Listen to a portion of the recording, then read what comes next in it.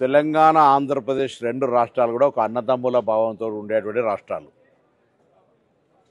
తెలంగాణ తుఫాన్లో మునుగుతుంటే కూడా మేము ప్రకృతి అనుకుంటున్నాం తప్ప ఆంధ్ర ప్రజల తప్పు పడతలేదు.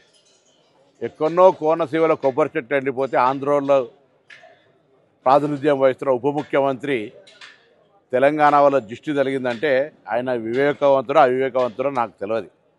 నేను ఆ మిత్రపక్షంకు బాధ్యత వహిస్తున్న తెలంగాణ భారతీయ జనతా పార్టీ నాయకత్వం ఆయన పట్ల స్పందించాలని కోరుతా ఉన్నా. అదేవిధంగా ఆంధ్రప్రదేశ్ ముఖ్యమంత్రి గారు కూడా స్పందించాలి. స్వయంగా భారతీయ జనతా పార్టీ పొత్తున్నది కాబట్టి ఇందులో ఇటువంటి కక్షపూరిత రెండు రాష్ట్రాల మధ్యలో వైషమ్యాలు కలిగేటువంటి మాటలు మాట్లాడడం అనేది దురదృష్టకరం. నేను ఇంతకుముందు చెప్పినట్టుగా ఆంధ్రాలో తుఫాన్ వస్తే తెలంగాణ మొన్న హుస్నాబాద్ కూడా మునిగింది. మేమేం ఆంధ్ర ప్రజలను తప్పుపడతలేదు, ప్రకృతి వైపరీత్యం కింద భావిస్తా ఉన్నాం. అక్కడెక్కడో చెట్లు ఎండిపోతే మమ్మల్ని దృష్టి కలిగిందని నిందిస్తే ఇది తెలంగాణ పౌరులకు అవమానం. వెంటనే ఉపసంహరించుకోవాలి, క్షమాపణ కోరాలి. భవిష్యత్తులో ఇటువంటి వివక్షపూరిత మాటలు మాట్లాడద్దు, విజ్ఞతగా వ్యవహరించు. ఉప ముఖ్యమంత్రి అయినా ఇంకా సినిమా నటుడు కాదు, కొంత బాధ్యతగా మాట్లాడు నేర్చుకోవాలని చెప్పి నేను ఈ సందర్భంగా కోరుతా ఉన్నా.